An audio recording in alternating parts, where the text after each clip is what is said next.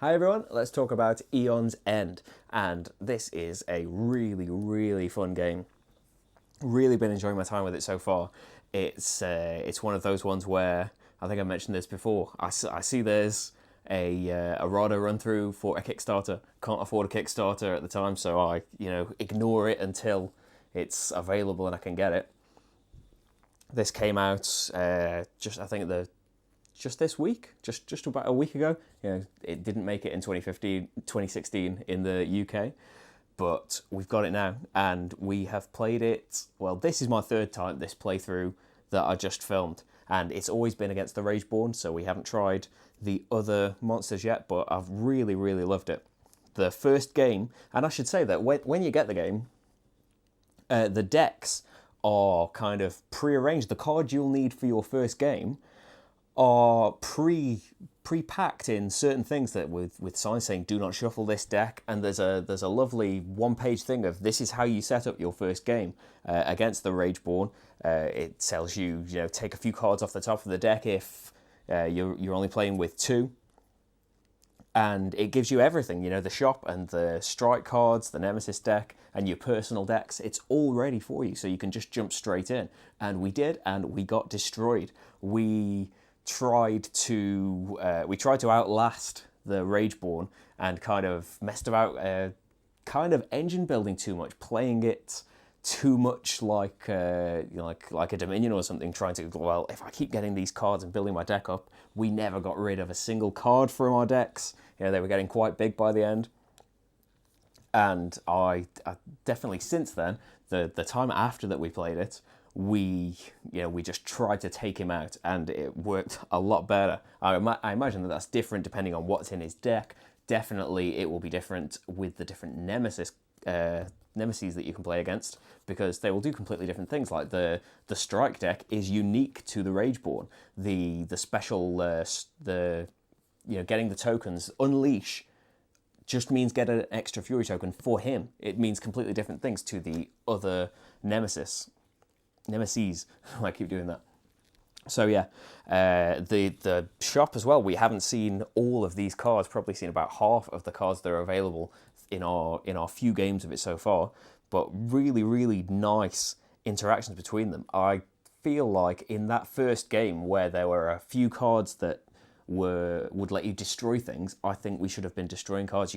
It's the same as a lot of deck builders in Dominion. You need to look at what's available at the start of the game and try and think about combinations you're going to use, how you're going to use those cards to your advantage. You definitely need to do that here, I think. Like in this game where you see that there is no way of gaining life, so you need to try and make this game end as quickly as possible. Just grab the damage and hope that bad things don't happen.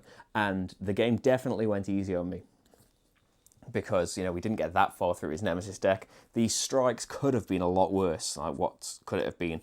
Any player suffers 4 damage. If that had happened twice, then it's possible that one of us would have been exhausted. And when you get exhausted, the Nemesis unleashes twice. You have to destroy one of your breaches, which is terrible, especially for Marty's character. Only started with 3, so destroying one would have been terrible.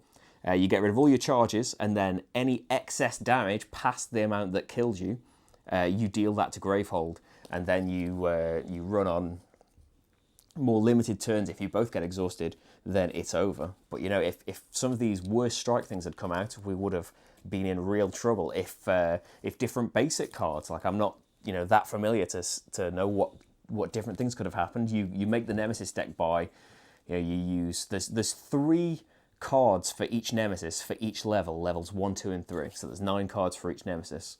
And then you shuffle, a certain number of these more generic Nemesis cards in here. So for level 1 and 2, where in a 2-player game you don't shuffle that many in here, very different things could have happened depending on how that deck was, randomly seeded.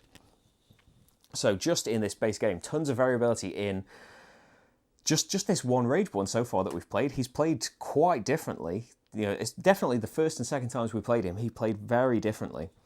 And, there's 4 more Nemesis in there. Once you have mastered them, there are increased difficulty rules for the Rageborn. It's after he strikes, he only loses 1 Fury token instead of 3. So if he gets a lot on him, he might just keep striking. Remember, he strikes whenever there's 4 or more on him. So there are a lot of ways to increase and decrease the difficulty. There's rules in the rulebook for how to do that. There's, special setup if you want to play solo and just play with one character. Yeah, just really nice things. The characters' special abilities and their slightly different decks are really nice.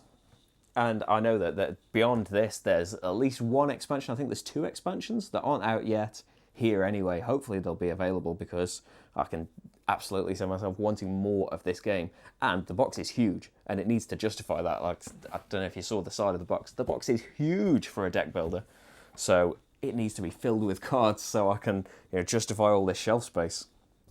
But yeah, really, really like it. As I think I said in the playthrough, love the idea of the of not shuffling your deck, the strange turn order where you never know what's coming. You can prepare as best you can, but it might just happen that the Nemesis just gets 2 turns in a row. Like, it happened a few times in this where, even though it was good that we all got to go, the Nemesis going twice in a row could be terrible for you, because he could bring out something really horrible, and then it just gets to activate without you being able to do anything about it. Well, apart from Marty's power occurs when the turn order card's drawn, so it would have been good for him to get those charges ready. I did misplay that though. So yeah, loving everything about it so far. It's definitely took that first game to kind of get used to the flow of it and get used to maybe the different ways you need to play, the consideration of where you're going to put these cards, since you're not going to have to shuffle any. And yeah, the breaches as well. Really, really like that. You can pay to reduce the cost of opening your breaches, and it lets you put a spell there. That can be really important in characters. This is the first character I've played where he's got 2 open breaches. Others usually you just start with 1. Like Marty started with 1, but usually you have 4 available eventually.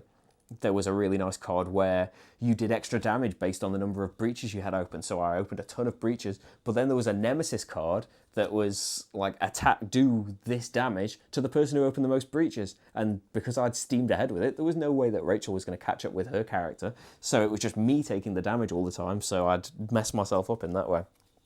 Yeah, really have some really, really good experiences with it so far. And like I said, it's only been 3 games. So really looking forward to more from it. And yeah, just nothing but excitement for Aeon's End. And I think that's it. So thanks very much for watching, and I'll see you for the next game. Bye, everyone.